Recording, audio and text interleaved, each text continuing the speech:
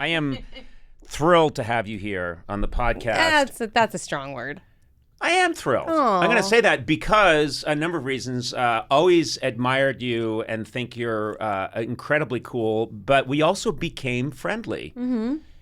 I know. You and your man, me and my lady. I'm in it for the wife. That's the only reason I'm friends with you. Yeah, Exactly. I get that. What's your saying, Sona? My favorite thing about Conan is Liza. Yeah. But by the way, I remember talking to someone, this is like 10 years ago now, and they were like, I liked you when I met you.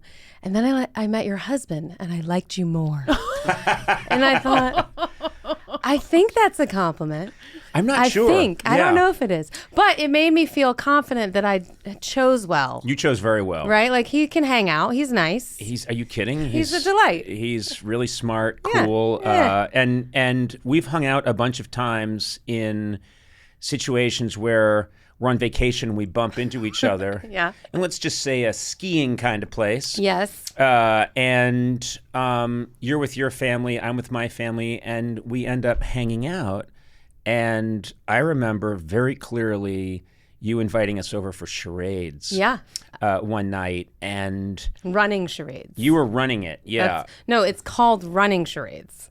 What do you The mean? game is not just simple charades. It's running charades. Like, you have teams in different parts of the house. Okay. All You right. have to run to get your clues and then go give them. That's right. We Yeah. were all in separate parts of this house, and it divided us into teams, and then we had to run, and there'd be, I don't know what you'd call this person, the wizard or whoever, the game master. The giver.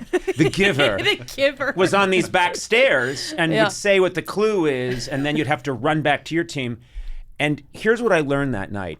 You're one of the most competitive people I've ever met in my life.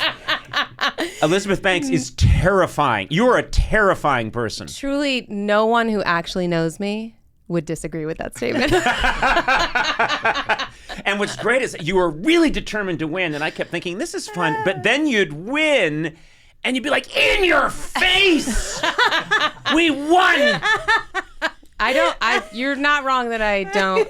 I'm not a gentle winner. Where does that come from? Because we have some things in common. We both come from Massachusetts. Yep. Obviously, I'm 70 years older than you, but you come from Pittsfield, Mass. Yes. And large Irish Catholic family. That's right. I come from Brookline, Mass. That's one of the things we've bonded over time. Yeah. So how did you turn out cooler than me?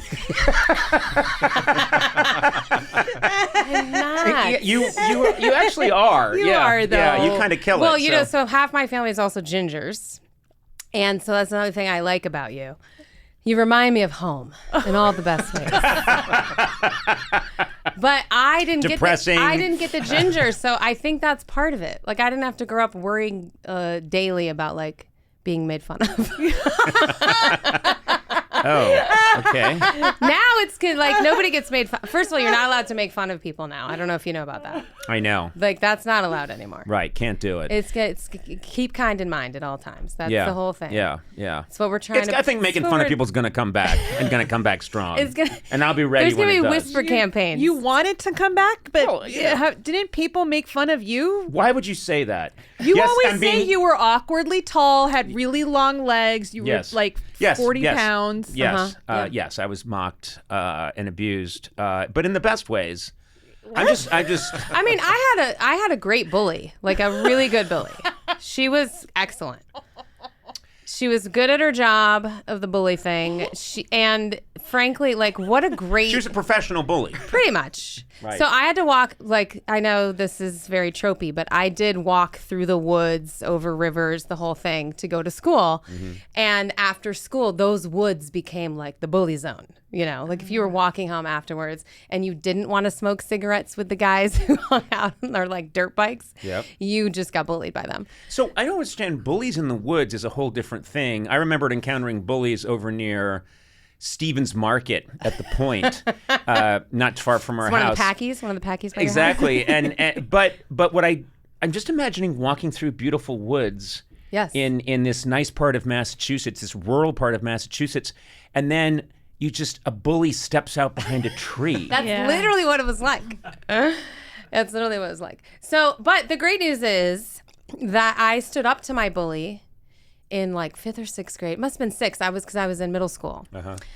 North Middle School. That's all we had. It's north, south. I lived off of North Street. This was North Middle School. And she was pushing her friends into me in the line, in the lineup to go back in from lunch, or we didn't have a recess, I don't think, in 6th grade, maybe. Anyway, and I finally just had it, and I turned around and I pushed her back, and then she fell to the ground in front of everyone. And it was super embarrassing for her. And I was like, I'm a superhero. I have never felt like the adrenaline of like the whole thing, and like, I've defeated my boat, And the best part was I happened to be chewing gum, which is not allowed. And so I didn't get in trouble for pushing the ground. No one saw, because there was like a whole group that like circled around us, at the moment. And then one of her friends like pulled her up, but everyone was just in shock that I fought back. Yeah. And then, and so I turned around like, chewing my gum with my adrenaline running. Yeah. And the like monitor at the door was like, you, Elizabeth, come. And was like, you have detention.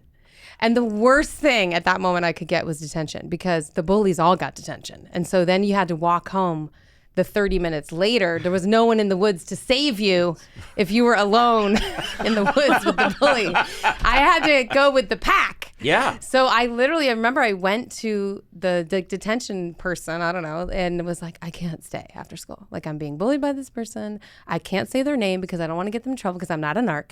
And but snitches get stitches. All I was doing was chewing gum. Can I do it? Like, I'll do extra homework, like anything, but I cannot walk home alone 30 minutes after school ends. And I don't know. They took pity on me, and I did not actually have to serve detention.